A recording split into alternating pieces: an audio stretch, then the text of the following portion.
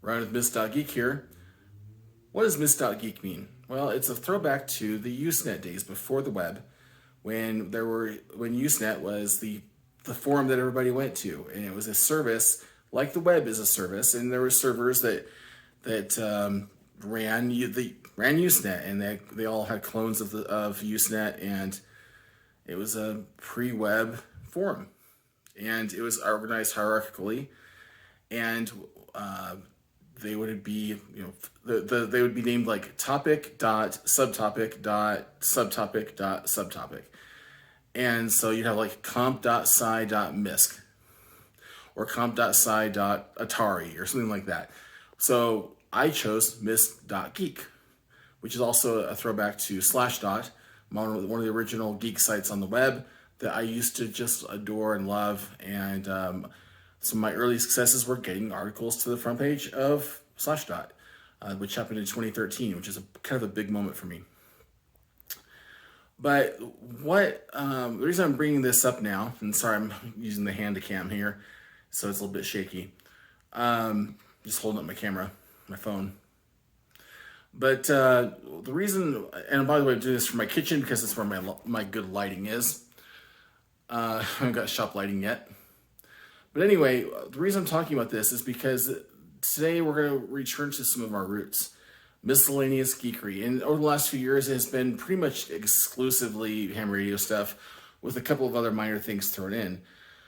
But my life has changed. Still doing ham radio, don't worry, stay tuned.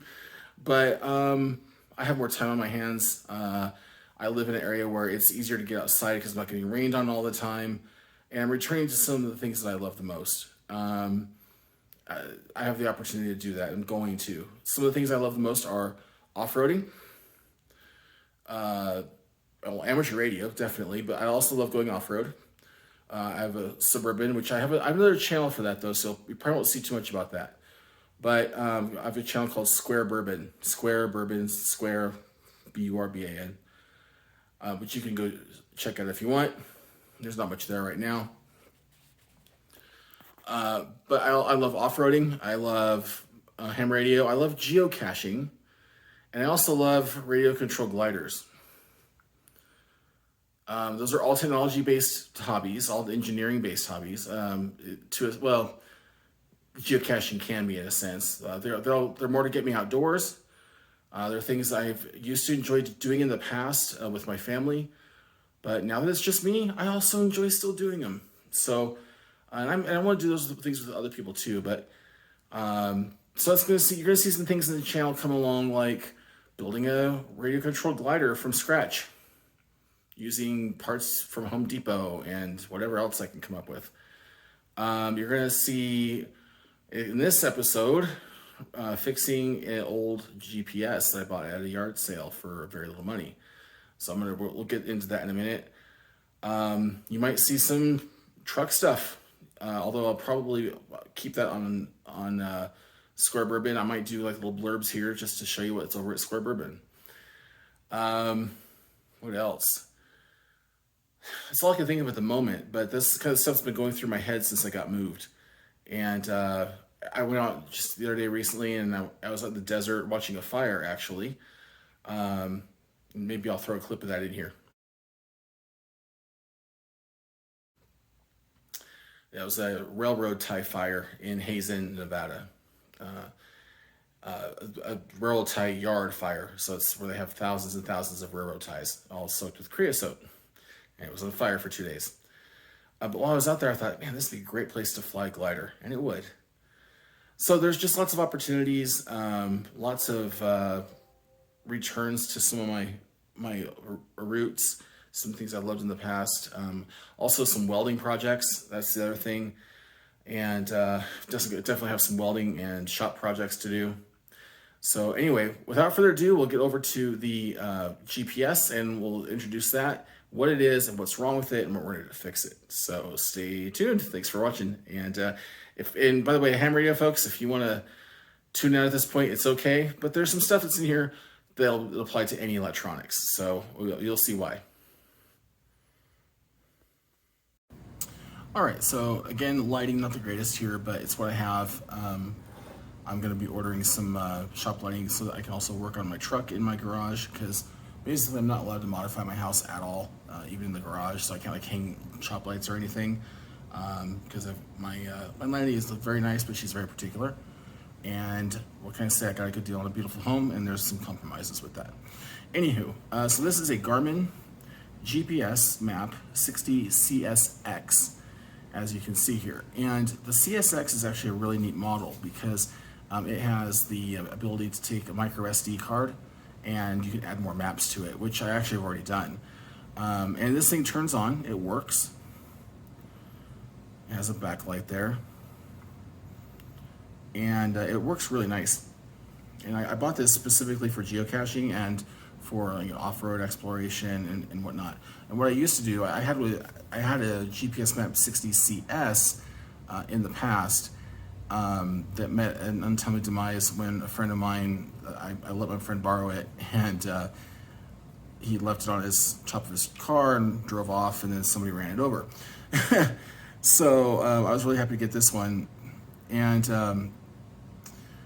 so this is the 60 CSX, great GPS. What I used it for in the past was, like I said, geocaching, but then I'd also go on Google Earth, find something interesting to look at, put it in here, and then go drive there. I'd put in, a whole route to take and everything.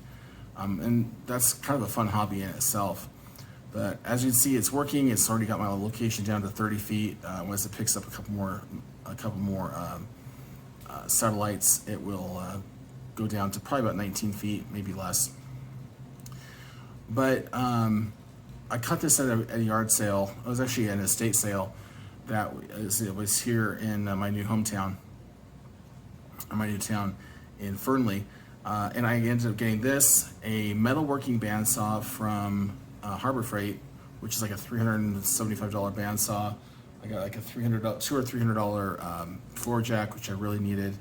I got this. I got an electric keyboard, a musical keyboard, a Yamaha PSR 85, I think it is, which goes for anywhere from $100 to $200 online, depending on where you look. And I got a couple of other odds and ends, including this, and the mount for this, which is really cool. So I can just Velcro this to my dash or something and have a mount for it. Anyway, I got it all for 80 bucks. I told the guy the problem with this and that I wasn't sure it would last, and then I didn't want to spend a lot of money for it. So I got this for $4. Now, mind you, if you go online and try to buy one, these are still at least $100. And this thing's probably a decade old or more. So anyway, I was really excited to get this and get a good deal on it. The reason I got such a good deal on it is because I did turn it on and it worked, but then I opened up the back, and the batteries that were in it were corroded, and you can see the corrosion spread here, and the corrosion, even though I've cleaned it up some already, has spread here. So what we're going to do here today is we're going to disassemble this, and they come apart pretty easily. This belt loop comes off. I don't even think I need to take that off, but it's got screws around here. Don't even know if I need to take these out, but I probably will just to be sure. And around here, it's got a weather seal right here, and you can see it's pretty bad. So we need to get that cleaned up. Hopefully there's no circuit board damage. If there is, I'll try to repair it. So right now I'm going to pause the video, and I'm going to look for a screwdriver small enough. I don't know where my screwdrivers are. I just moved, and so I've got to find them. So I'll go find screwdrivers and come back. All right, literally, it's about 20 seconds later. Literally, the first place I looked, I found this little guy. So I'm gonna go ahead and get him here. Oh, and a new addition for the shop, actually. This is primarily for automotive work. However,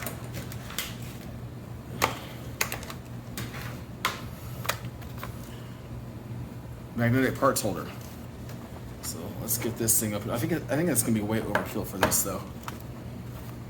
But that never stopped me before. And sorry for all the background noise. I'm in my garage and got the AC running and whatnot in the house. So yeah, a little bit noisier environment. Okay, so gonna take this and beautiful. Because I would really hate to lose one of these in this garage. I would never see it again. So we'll pull all these out.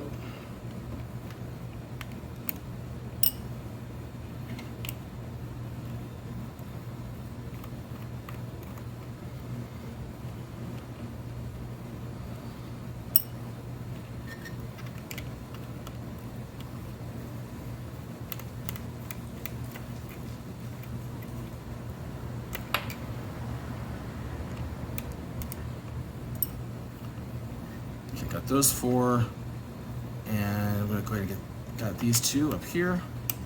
Not sure if I need these two, but we'll find out in a minute.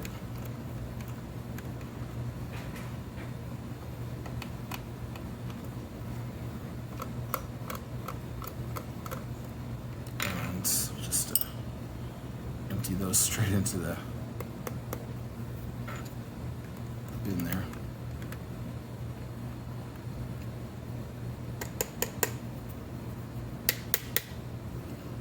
That one's being pesky.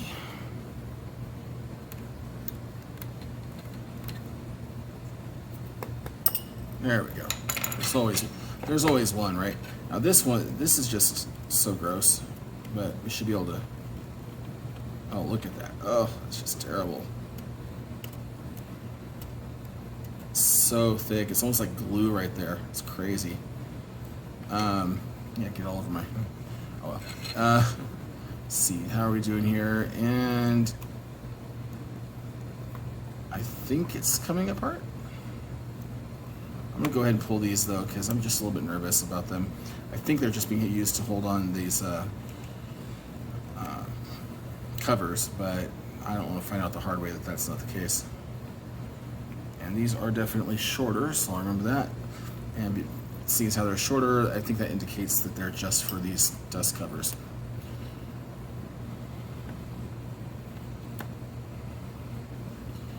And I don't see any other screws, so we'll just continue. There we go. Apply some pressure here. Hopefully not mess this up. It's the only one I've got. Okay. So get that. Oh yeah, this is gonna be pretty easy, I think, guys. So, yeah, I think we're in good shape. So we'll get this out of the way.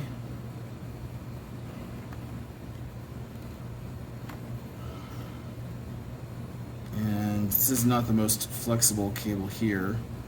I'd really like to disconnect all these cables. This one's easy enough. Bam. This one, it looks like that needs a socket to take that off. I don't know if anything I can get in there, but if I can, that'll be really nice, because then I can, cleaning this will be real easy. What I could already tell though is that there's no damage to the board. So what we've got here, if you look carefully, you've got two contacts coming from the battery terminals, and those touch here and here. And so this is basically isolated from any corrosion that can come in there. So that's really, really, really good, guys. That means this is going to be a totally successful project. So I'm just super stoked about that. That means this thing's gonna last me a nice long time. So let's see if we can get this out of there. I just went through a bunch of really tiny sockets, like 4.5mm sockets and stuff from my automotive socket collection, but I have a feeling they're all going to be way too big. Falling down over here. I'm sorry, I know the audio is probably not that great. So I had some tweezers around here. I don't know where they are. So what I'm going to do is I'm going to take this in the house. I know I have tweezers in there, and perhaps we'll just pick up the video in the house where we're going to wash all this off and clean this up and actually, I'm going to put these back in because I don't want anything in these connectors. So we're going to put these back, That'll actually be really helpful, and less screws to lose.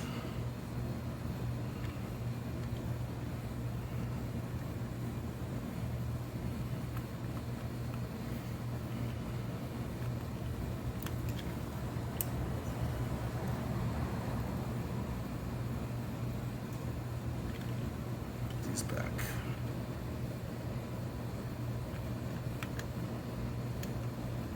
Okay, so I'm going to try to take this off with a pair of tweezers. We'll see if it works. All right, we'll catch up here in just a sec. All right, so I've managed to get it started with with this little guy. Never did use that, and now I'm just using these tweezers to. Oh, and there it goes. Oh, did it fall? Oh, it's on my leg. Never would have saw that again. All right. All right, so now we can actually separate the back. Oh gosh, I was nervous there. All it is for an external GPS antenna, which could be pretty awesome. So I did have to take this back off because that totally blocked me getting access to it because I wasn't thinking that out, and also found my other screwdriver. So what we're going to do here is we need to decrapify this. And to do that, we're going to use a base. As this is an acid, obviously, so to fight acid, you use a base.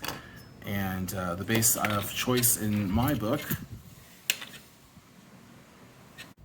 baking soda. And I needed some of this anyway, so I grabbed some at the store. And what we're going to do is we're going to take baking soda, a brush, which is my actual toothbrush that I just grabbed from my bathroom. So it's got toothpaste all over it and some water. And this is why I wanted to separate this, because I didn't want to get this wet. I didn't want to get the actual GPS itself wet, but this stuff is just plastic, and the plastics will dry. So what we're going to do is just open this up. Let's see here. Where does it open easily at? Oh, it says open here. Check it out. Pretty cool, right?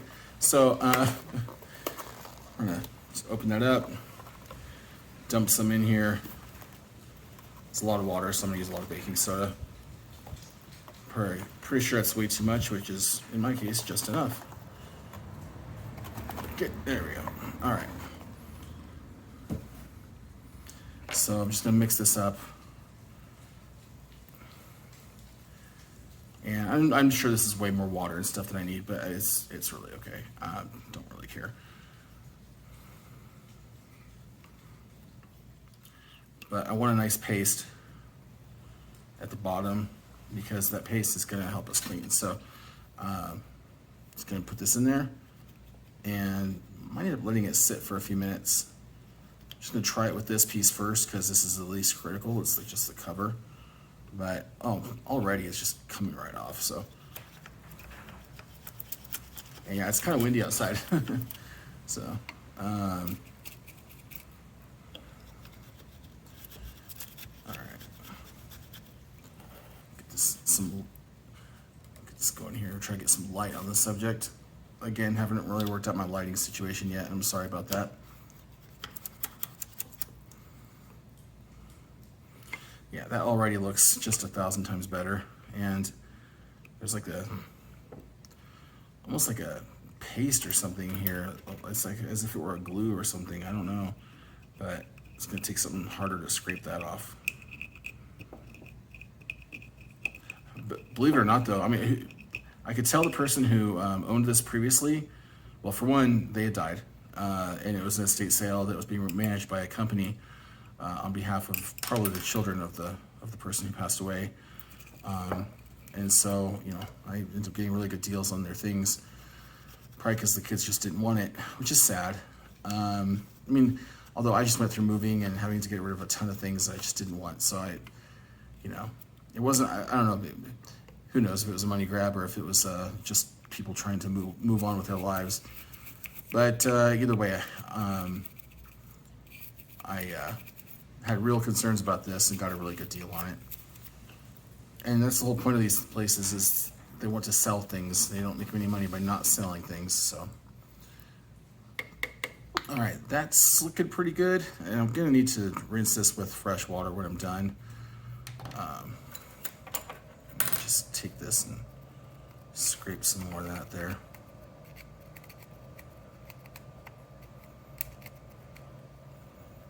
But you can see how much stuff has come off in this water. Holy cow.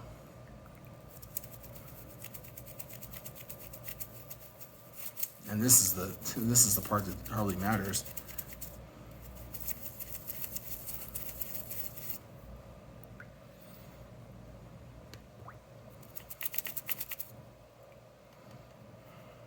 All right, now, yeah, we'll rinse that in fresh water later. This, on the other hand, is going to be some trouble. I was hoping to have put enough water in this that I could let this soak. I might go get some more water to put in it.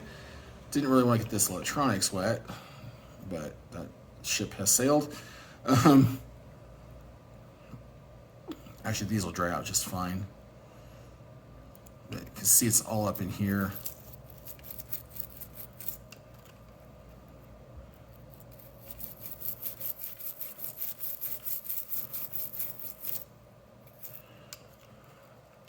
All right, so I'm gonna just scrub on this, and we'll come back when there's some progress instead of making you watch me scrub. All right, we made some progress here, and I scraped a ton of stuff off. You can see in the water, it's pretty murky and gross, and that's not just the baking soda. It's murky and gross. Some of this rubber broke as I was scrubbing it, so I tried to take it a little easier. What I'm gonna do is I'm gonna let this sit for probably an hour or so, and just soak up. Just let it soak and try to get that baking powder or baking soda really in there as far as it'll go. Oops, and I just undid that. And then we'll come back and give it a good rinse, see what it looks like, and hopefully it'll be good to go. And then we'll reassemble this thing, test it, and hopefully it'll work. So we'll come back in just a little bit.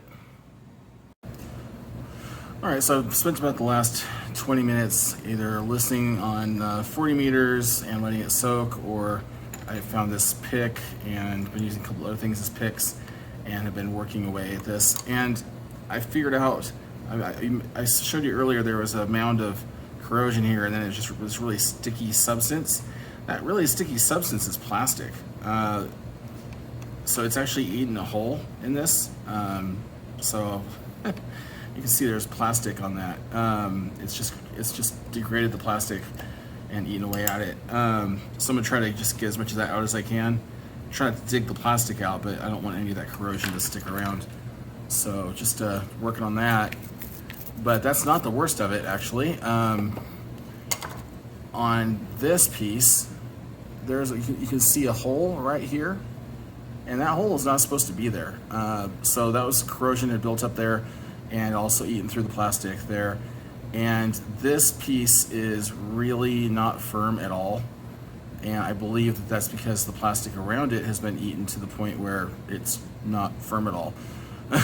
So hopefully that will survive, and it'll still power the receiver, the GPS receiver.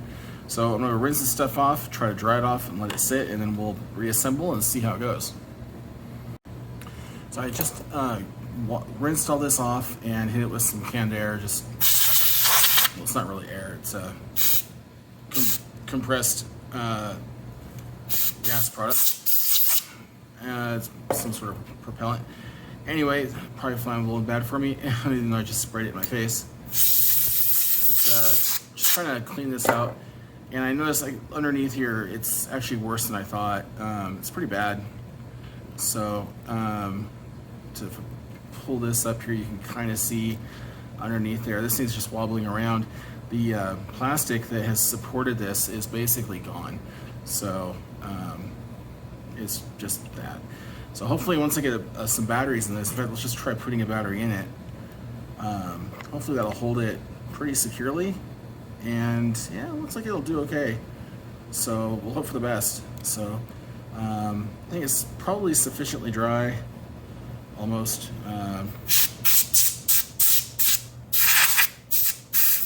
Might let it sit for just a little bit. But with this dry climate, it should just dry out really quickly. But you can clearly see the pitting in this here. Just really almost ate through the case actually.